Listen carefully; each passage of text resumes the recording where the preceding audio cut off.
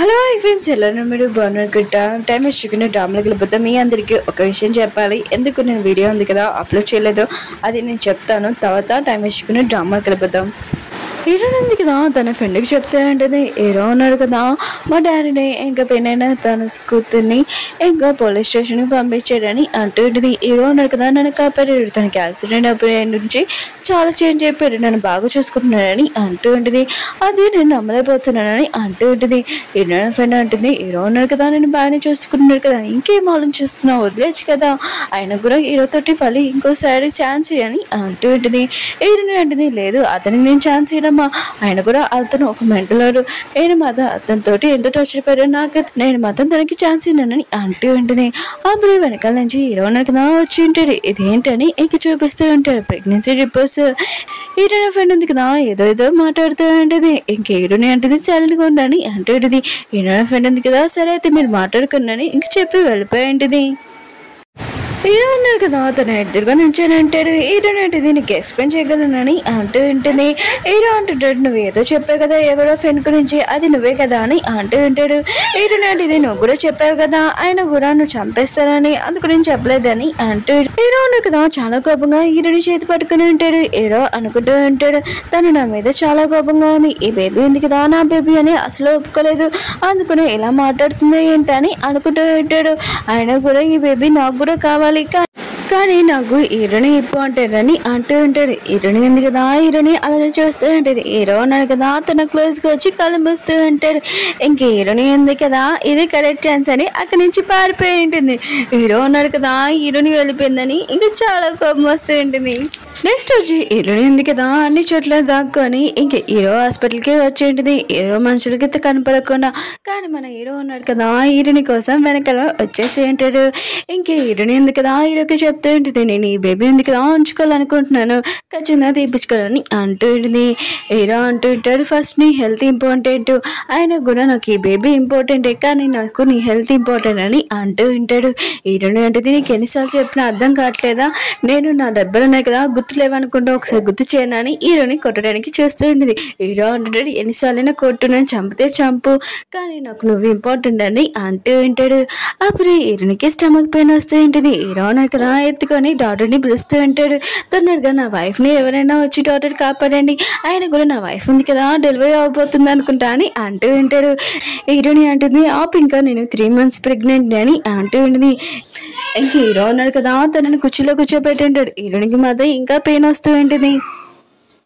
Hero ఉన్నాడు కదా heroine చెప్తూ ఉంటాడు, నీకు ఈ బేబీ ఉంది కదా ఇంపార్టెంట్, కానీ నీ హెల్త్ ఇంపార్టెంట్, ఆయన కూడా ఈ బేబీ గురించి ఏమీ ఆలోచించకు, మళ్ళీ ఇంకో బేబీ గురించి మనం ఆలోచిస్తామని అంటూ ఉంటాడు.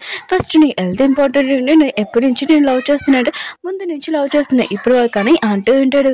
హీరోయిన్ ఉంది కదా ఇష్టమైనా కానీ ఇంక మిగతా వాళ్ళందరికీ వీడియో చూపిస్తుంది. హీరో ఉన్నాడు కదా ముందు తనని ఎలా టార్చర్ చేశాడు, ఎలా కొట్టాడని ఆ వీడియోస్ మొత్తం చూపిస్తూ ఉండేది. ఇంకా చెప్తూ ఉండేది, ఈ వీడియో చూసే వాళ్ళకి చెప్పండి, ఇతనికి నేను ఒక ఛాన్స్ అయినా ఇంత టార్చర్ పెట్టాడు, ఆయన కూడా ఇతనితో నేను ఉండనా అని అంటూ ఉంటుంది. హీరో ఉన్నాడు కదా తన క్లోజ్గా వస్తూ ఉంటాడు. హీరోని ఉంది కదా ఏం చేస్తున్నా ఇంకా దూరంగా తోసేసి ఉంటుంది. హీరో అనుకుంటుంటాడు, దీనికి ఇలా కాదు నేను చాలా మెత్తగా చెప్పాలని అనుకుంటూ ఉంటాడు. హీరో ఉన్నాడు కదా హీరోనికి చాలా సైలెంట్ గా మెత్తగా చెప్తూ ఉంటాడు. హీరోని ఉంది కదా హీరో భోజనం మీద పడుకొని ఉంటుంది. ఇంకా వింటూ ఉంటుంది. హీరో అంటుంటాడు, మనం కొత్తగా స్టార్ట్ చేద్దాము, మనకి ఒక బేబీ ఉన్నట్టుగా ఊహించుకోకూడదు, ఆయన కూడా మన ఇద్దరం ఇప్పుడే మ్యారేజ్ అయినట్టుగా ఊహించుకుంటామని అంటూ ఉంటాడు.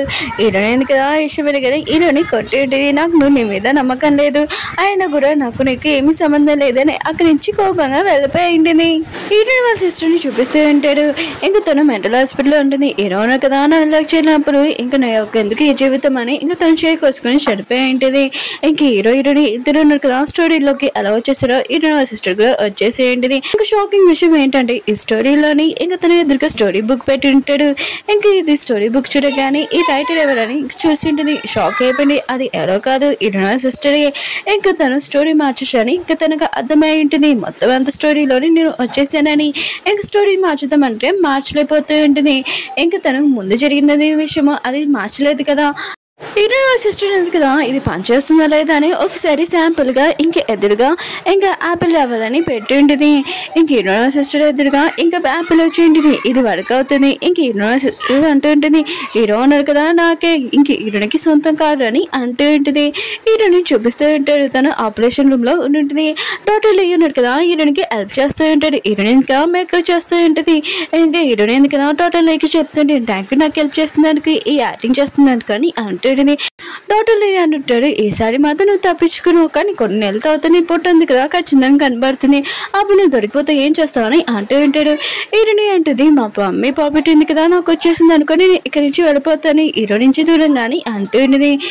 ఇంకా డాక్టర్ లే అంటుంటాడు, సరే అయితే ఆపరేషన్ రూమ్ లో కొంతసేపు ఉండు, ఆయన కూడా 1 గంట అలా టైం పడుతుంది, అందుకని నువ్వు ఇక్కడ ఉండు, ఆపరేషన్ అయిపోయాక మొత్తం సక్సెస్ అయిందని చెప్తానని అంటూ ఉంటాడు. హీరోని ఉంది కదా సరే అని చెప్పింటుంది. ఇంకా 1 గంట వరకు వెయిట్ చేయాలి కదా, అందుకనే మూవీస్ చూస్తూ ఉంటుంది. బయట మన హీరో ఉన్నాడు కదా చాలా టెన్షన్ గా ఉంటాడు, హీరోయిన్ కోసం వెయిట్ చేస్తూ ఉంటాడు. ఇంకా తన బేబీకి సారీ చెప్తుంటాడు, నేను ఇలా చేసినందుకని అంటూ ఉంటాడు. హీరో ఉన్నాడు కదా, ఇంకా తన జోబులో ఉన్న రింగ్ ఉంది కదా అది తీసి హీరోయిన్కి ప్రపోజ్ చేద్దాము ఆపరేషన్ అయిపోయి కానీ అనుకుంటూ ఉంటాడు. అప్పుడు హీరో సిస్టర్ ఉంది కదా, తను ఉండగా ఇదంతా జరుగుతుందా జరిగేది కదా. ఇంకా హీరో సిస్టర్ ఉంది కదా, తన దగ్గర స్టోరీ బుక్ ఉంది. ఇంకా స్టోరీ మొత్తం మార్చేస్తూ ఉంటుంది. హీరోకి తెలిసి ఉంటుంది హీరోని ఉంది కదా ఆపరేషన్ ఏమీ చేసుకోలేదు, ఇంకా బేబీ వాళ్ళ హీరోని బ్లాక్మెయిల్ చేయాలని అనుకుంటూ ఉంటుంది.